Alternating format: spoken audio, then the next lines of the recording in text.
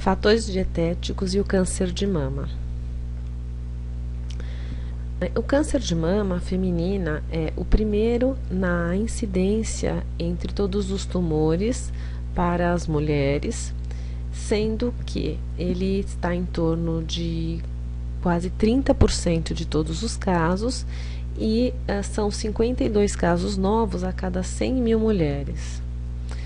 Em relação à carcinogênese, ou seja, a origem do câncer, nós sabemos que há fatores epigenéticos, ou seja, ambientais envolvidos, como a ação hormonal, a poluição, toxicantes, radiação, podem ter vírus também envolvidos em alguns tipos de tumores, bactérias, substâncias químicas e a alimentação.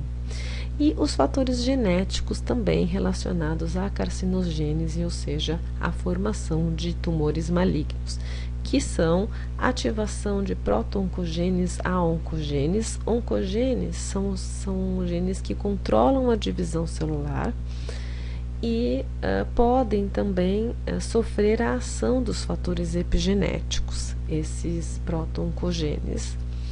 E também a inativação dos genes supressores de tumor, que são genes que suprimem alterações malignas. Alguns estudos têm demonstrado que mulheres com sobrepeso, obesas e com obesidade androide, a obesidade androide é aquela do tipo maçã, né? Que é a mais relacionada aos riscos tanto de outras doenças como também a esse tipo de câncer, que é o câncer de mama. Então, essas circunstâncias demonstraram um maior risco de recaída local para o câncer de mama, maior risco de morrer também pela doença, maior risco de morte global, então, uma morte global superior para quem tem esses fatores e uma pior resposta à quimioterapia. Em relação ao peso e à sobrevida, pacientes com peso superior a 59 quilos demonstraram menor sobrevida livre da doença. Em relação à recaída e também ao ganho de peso durante o tratamento, 50 a 96% das mulheres parecem ganhar peso após o diagnóstico do câncer de mama e demonstrando que um ganho de peso maior que 5,9 quilos também aumenta o risco de recaída da doença. Quais os mecanismos associados ao ganho de peso nessas mulheres com câncer de mama, principalmente durante o tratamento? A ingestão alimentar, principalmente o consumo de alimentos calóricos em excesso, são um dos mecanismos prováveis associados. O sedentarismo também, ou seja, a falta de atividade física, e também alterações no metabolismo, alterações metabólicas durante o tratamento, seja por fatores relacionados a medicamentos ou outros fatores também. Então, todos esses fatores podem estar associados ao ganho de peso nessas pacientes. O ganho de peso em 60 semanas, ou seja, em torno de 15 meses, demonstrou-se ser maior em mulheres no pré-menopausa, chegando até 20 quilos, do que em mulheres quando diagnosticadas no pós-menopausa, que chegam a ganhar até 10 quilos. No Brasil, nas últimas décadas, houve uma evolução importante do excesso de peso e da obesidade, então um aumento desses fatores de risco, né, o excesso de peso e obesidade na população brasileira, tanto para o sexo masculino como para o sexo feminino e em todas as faixas etárias. Isso se deve principalmente às mudanças ambientais nas últimas décadas. Então, redução da atividade física, ou seja, maior sedentarismo, aumento da ingestão calórica, além de outras mudanças comportamentais. A alimentação ficou mais rica em calorias, então com porções comerciais dos alimentos também maiores, né? Nos últimos 20 anos, elas quase que dobraram de tamanho.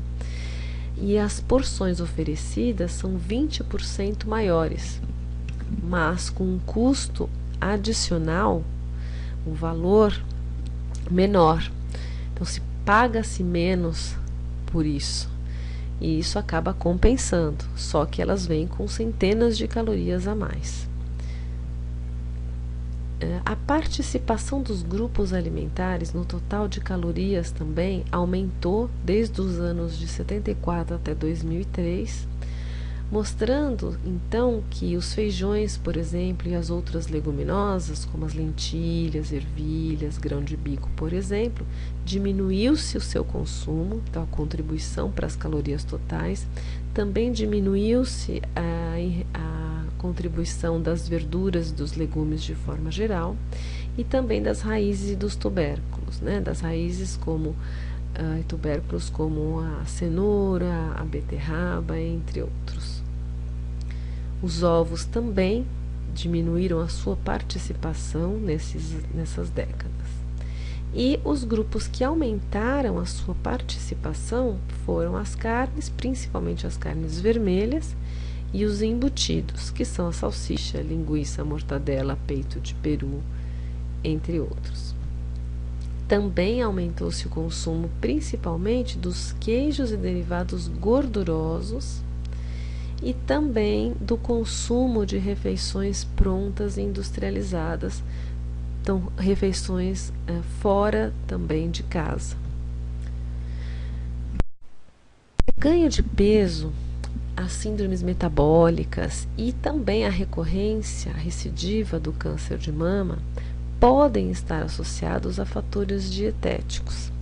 Então, estuda-se, né, alguns fatores que são conhecidos estar relacionados à inflamação do organismo, então alguns mediadores de resposta inflamatória, que poderiam estar associados ao aumento do tecido adiposo, o aumento do consumo de glicose e, portanto, o aumento da glicose no sangue, entre outros hormônios também que poderiam estar associados, né, fatores hormonais, principalmente o estrógeno, né, nas mulheres, o estrógeno circulante, poderia estar associado a fatores da inflamação, aumentando a glicose sérica, a insulina sérica, e esses fatores, né, por conta do aumento do tecido adiposo, também alterariam esses hormônios e as respostas